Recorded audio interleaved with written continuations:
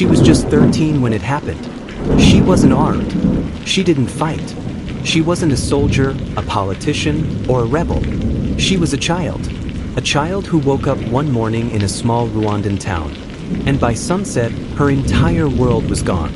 In 100 days, over 800,000 people were butchered in Rwanda. Not in war zones, not with bombs, but up close, with machetes, with clubs, with hate. They killed children in front of their mothers. They made fathers choose which of their kids would die first. They raped women with sharpened sticks. They destroyed families, not just with death, but with silence. And yet, somehow, she lived. But surviving was only the beginning. Because after the bullets stopped, after the machetes rusted, nobody believed her. Not the foreigners, not the government, not the world. They listened to her story and moved on. This is not a tale of survival. It is a story of what comes after survival, of what happens when you outlive a genocide, and nobody wants to hear what you saw. Before they called her a survivor, Claudine was just a girl. She lived in Kigali, the capital of Rwanda. Her home was modest, 2 rooms, 1 bathroom, a single radio that never quite worked. Her father, Joseph, taught mathematics at a local school. He wore thick glasses and always carried chalk in his pocket. Her mother, Beatrice, sold bread at the market. She sang in the church choir, and her voice always carried through the dusty streets. Claudine had 3 siblings: a baby brother, Jean-Paul, a sister named Marie, only a year younger, and an older brother, Emmanuel, who was obsessed with soccer. They weren't rich, but they had food. They had community. They had peace. Until 1994. Until April 6th. And the evening of April 6, 1994, Claudine's father returned home early. He was sweating, silent. He turned on the radio and sat down. That night, Rwanda's president, Juvenal Habyarimana, was returning from peace negotiations in Tanzania. His plane was shot down over Kigali. No one claimed responsibility, but the country didn't wait for answers. The next morning, the genocide began. At first, Claudine didn't understand. She was 13. She knew there were Hutu and Tutsi. She'd heard the words, but they were just words. She didn't think they could kill you. She was wrong. The radio became a weapon. It called out names. It directed mobs.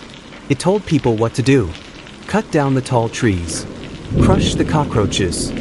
Kill your neighbors before they kill you. In the span of a single afternoon, Kigali turned from a city of families into a city of executioners.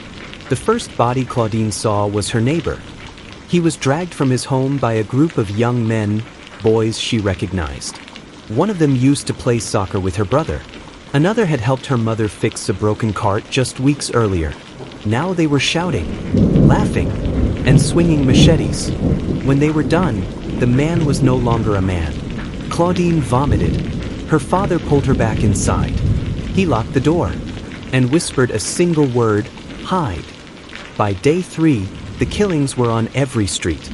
People were being burned in their homes, shot in the streets, hunted like animals. Claudine's family ran. They took only what they could carry, a few clothes, some bread, her mother's Bible.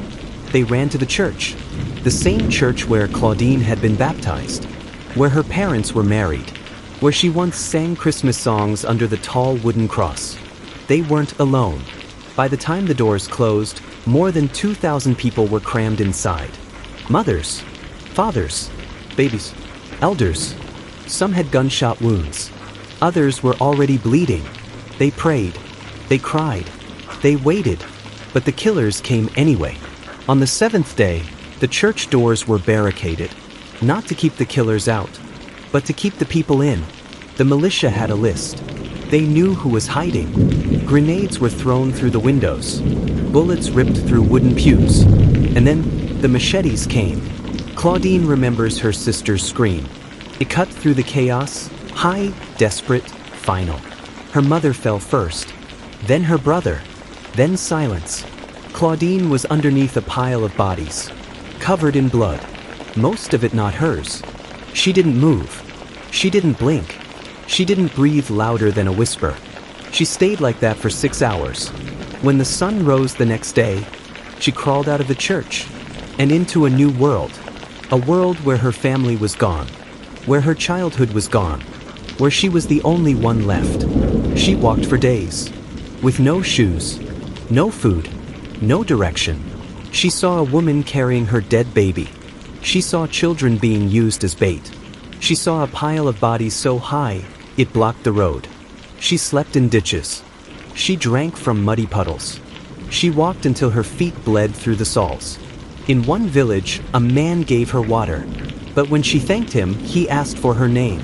When she said, "Claudine," his eyes changed. "You're Tutsi," he said. She ran.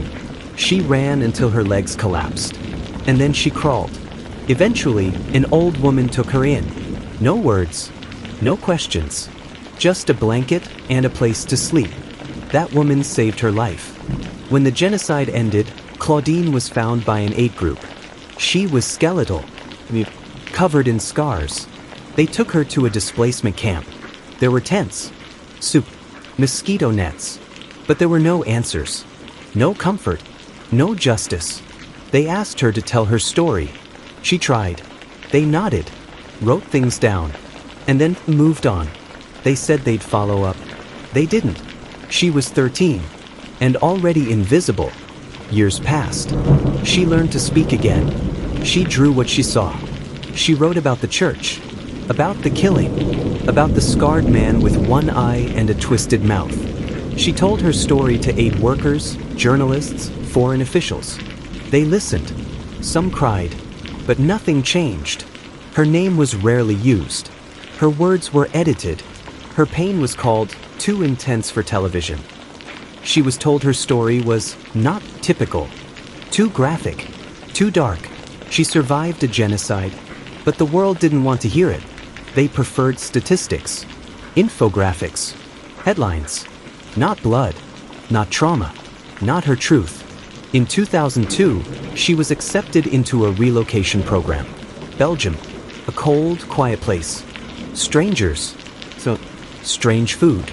She learned French fluently. She enrolled in a cooking school. She smiled at the right times. She played along. People loved her resilience.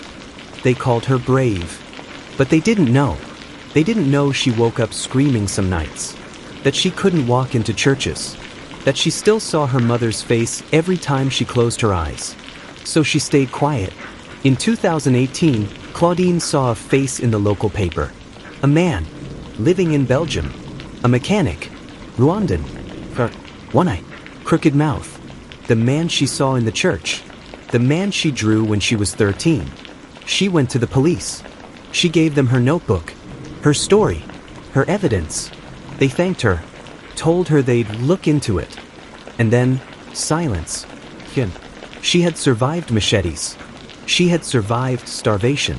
She had survived alone. But this was worse. This was the world saying, "You don't matter." The man Claudine saw in the paper, his name was Damascene Kanzimana. He wasn't just a mechanic. He was a former Interahamwe commander. 30 years ago, he helped organize massacres in the southern prefectures. He signed off on killings in the churches. He had been accused by survivors before, but no case ever stuck. Witnesses disappeared. Evidence went missing. He wasn't hiding. He had applied for asylum openly, started a business, got married. He lived 2 cities away from Claudine. She sat outside the police station in Brussels with her old notebook in hand. She waited 6 hours. A detective finally took her statement. They were polite, professional, but distant. They told her it would take time. And just like that, the meeting ended. No one followed up. No one protected her. No one even confirmed if the man was under investigation. The genocide may have lasted 100 days, but the silence had lasted 30 years. The 1994 Rwandan Genocide was one of the most brutal in modern history, but it was also one of the most neglected. World leaders knew. Intelligence agencies had reports. Journalists sounded alarms. And yet, no one intervened. The US refused to call it genocide. The UN withdrew peacekeepers. France was accused of arming the killers. Later, there were apologies, speeches, memorials. But to survivors like Claudine, those came too late. She watched presidents lay wreaths. She heard diplomats say, "Never again." But she knew they didn't mean it, because if they did, men like Damascene wouldn't be changing car tires in Belgium. They'd be in prison, or on trial, or hiding in shame, not walking around free. Every April, Rwanda holds a Remembrance Week. Candles are lit, names are read, speeches are made. Claudine has never attended. She says, "The world loves our trauma, but only when it's organized, choreographed, and silent. They want our tears, not our rage." She kept every drawing she made as a child. Each page was a scream, a testimony, but no one ever used them in court. No one ever called her to testify. And yet, she remembers everything. She remembers the smell of burning tires, the crunch of glass under her mother's feet, the sound of her baby brother's breathing as it stopped. Memory became her punishment, because in a world that forgets, to remember is to suffer alone. There are two kinds of justice: legal justice, what courts decide; moral justice, what people believe. Claudine never got either. The International Criminal Tribunal for Rwanda indicted 93 people. Only 61 were convicted. That's less than one conviction per 13,000 deaths. Most of the killers? They went back to their villages, lived near the families they destroyed. Some were even elected to office. Others fled to Europe, America, Canada. They changed their names, started over, and every time a survivor came forward, the system demanded more proof, as if survival wasn't proof enough. In 2021, Claudine started a blog. It was anonymous. She called it "The Girl in the Church." She wrote in French, Kinyarwanda, and English. She told her story unfiltered, no edits, no euphemisms. Her first post went viral among the Rwandan diaspora. She received hundreds of messages, not from reporters, not from NGOs, but from other survivors. Women who had been raped at checkpoints, boys who had survived mass graves, elders who had watched their entire families be burned alive. All of them shared one thing: no one believed them either. Claudine began to collect these testimonies. She made audio recordings, translated them, posted them without names. And what started as a blog became a movement. As Rwanda rebuilt, the government promoted unity. They banned ethnic ID cards. They outlawed divisionism. They told people to forgive. But forgiveness without justice is just another kind of violence. Many survivors were told not to speak too loudly, that discussing old wounds would disturb the peace, that healing meant moving on. Claudine refused. She said, "You cannot heal what you refuse to acknowledge. You cannot move forward while standing on bones." Her blog gained attention, but it also drew threats. Some told her she was damaging Rwanda's image. Others accused her of inciting hatred. She didn't stop, because her pain wasn't for politics. It was truth, and truth isn't negotiable. Claudine never married, but she fostered 2 teenage girls, both genocide orphans. She taught them how to bake, how to speak 3 languages, how to read the news critically.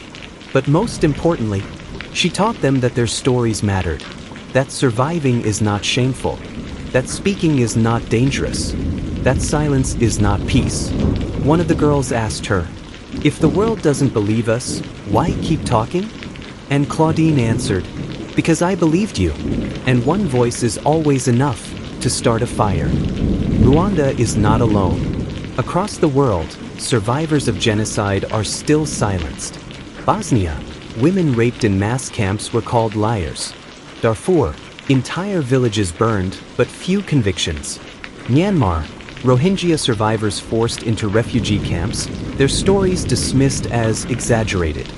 The pattern is global. First, the world ignores the warnings. Then they ignore the bodies. And finally, they ignore the survivors. Claudine's story is not just about Rwanda. It's about a system that values stability over justice. reconciliation over truth, and moving on over remembering what happened. In 2023, Claudine wrote an open letter to the Belgian government. I'm not asking for pity. I'm not asking for money. I am asking for recognition. For you to admit that one of the men who murdered my family shops at your supermarkets, drives on your roads, lives in your neighborhoods. I am asking you to stop pretending that my pain doesn't exist because it's inconvenient. I will not be silent. I will not be polite. I survived death. I should not have to survive your indifference. The letter was published in Le Soir, one of Belgium's largest newspapers. It sparked outrage. Some demanded investigations. Others called it too emotional. The government made no official response. Claudine is 44 now. She still bakes. She still writes. She still remembers. She says, I didn't survive to be silent. I didn't walk out of that church to make people comfortable. I speak because I owe it to the ones who never got the chance. The world may not have believed her, but now you have heard her story, and the question is no longer whether she's telling the truth. It's what you will do with it. Will you ignore it, like the world once did? Or will you carry it? Because stories like Claudine's aren't just history. They are warnings. And they are not over.